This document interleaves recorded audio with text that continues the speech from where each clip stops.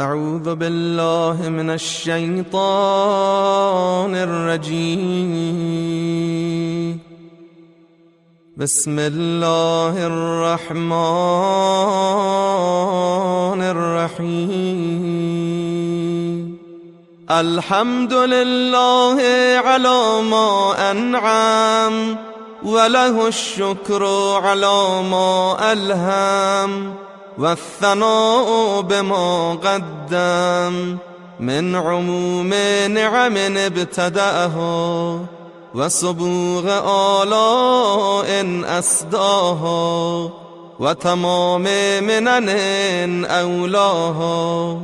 جمع عن الإحصاء عددها، ونأى عن الجزاء أمدها، وتفاوت عن الإدراك أبدها، وندبهم لاستزادتها بالشكر لاتصالها، واستحمد إلى الخلائق بإجزالها، وثنى بالندب إلى أمثالها. وأشهد أن لا إله إلا الله وحده لا شريك له، كلمة جعل الإخلاص تأويلها، وضمن القلوب موصولها، وأنار في التفكر معقولها. الممتنع من الأبصار رؤيته، ومن الألسن صفته، ومن الأوهام كيفيته. ابتدع الأشياء لا من شيء كان قبلها، وأنشأها بلا احتذاء أمثلة امتثلها. كونها بقدرته، وذرأها بمشيته، من غير حاجة منه إلى تكوينها، ولا فائدة له في تصويرها، إلا تثبيتا لحكمته، وتنبيها على طاعته، وإظهارا لقدرته، وتعبدا لبريته، وإعزازا لدعوته. ثم جعل الثواب على طاعته، ووضع العقاب على معصيته، زيادة لعباده من نقمته، وحياشة لهم إلى جنته. وأشهد أن أبي محمدا عبده ورسوله، اختاره قبل أن أرسله، وسماه قبل أن اجتباه، واصطفاه قبل أن ابتعثه. إذ الخلائق بالغيب مكنونة، وبستر الأهاويل مسونة، وبنهاية العدم مقرونة. علما من الله تعالى بمائل الأمور، وإحاطة بحوادث الدهور، ومعرفة بمواقع الأمور. ابتعثه الله إتماما لأمره، وعزيمة على إمضاء حكمه، وإنفاذا لمقادير حتمه. فرأى الأمم فرقا في أديانها، عكفا على نيرانها، عابدة لأوثانها، منكرة لله مع عرفانها.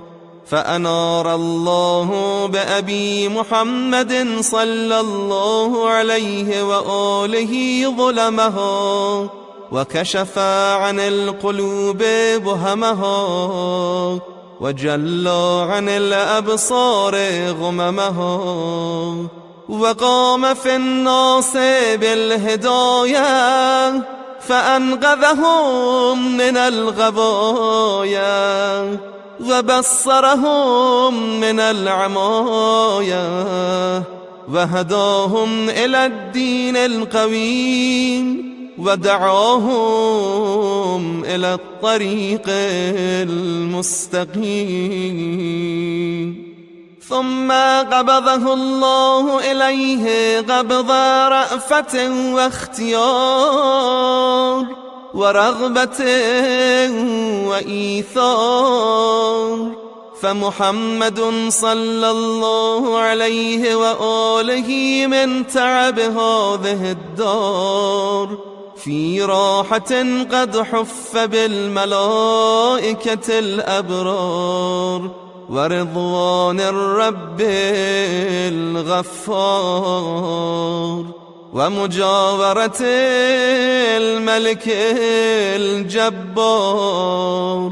صلى الله على أبي نبيه وأمينه وخيرته من الخلق وصفيه، والسلام عليه ورحمة الله وبركاته. ثم التفتت إلى أهل المجلس وقالت عليها السلام: أنتم عباد الله نصب أمره ونهيه، وحملة دينه ووحيه، وأمناء الله على أنفسكم، وبلغاؤه إلى الأمم، زعيم حق له فيكم، وعهد قدمه إليكم، وبقية استخلفها عليكم، كتاب الله الناطق، والقرآن الصادق، والنور الساطع، والضياء اللامع، بينة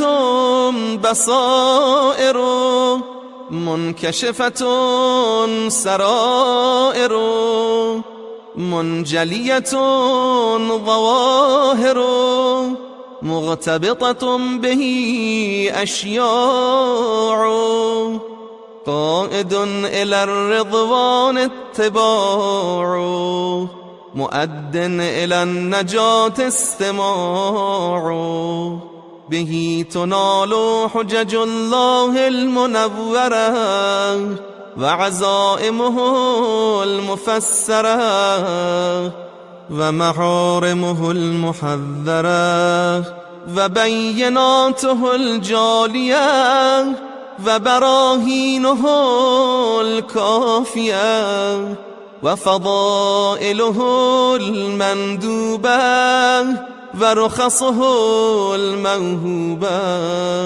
وشرائعه المكتوبة.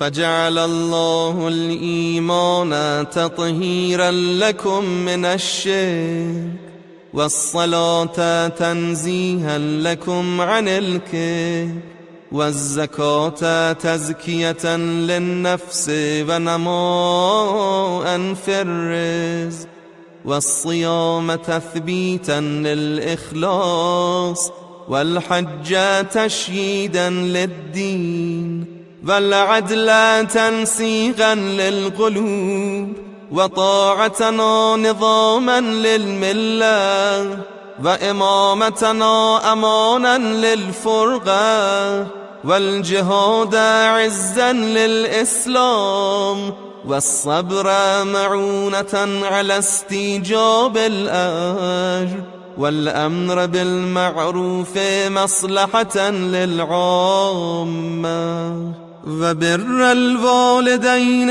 وقاية من السخط، وصلة الأرحام منسأة في العمر، ومن موتا للعدد، والقصاص حقنا للدماء، والوفاء بالنذر تعريضا للمغفرة، وتوفية المكاييل والموازين تغييرا للبخس، والنهي عن شرب الخمر تنزيها عن الرجس، واجتناب القذف حجابا عن اللعنة، وترك السرقة إيجابا للعفة. وحرم الله الشرك إخلاصا له بالربوبية، فاتقوا الله حق تقاته ولا تموتن إلا وأنتم مسلمون. وأطيعوا الله فيما أمركم به ونهاكم عنه، فإنه إنما يخشى الله من عباده العلماء.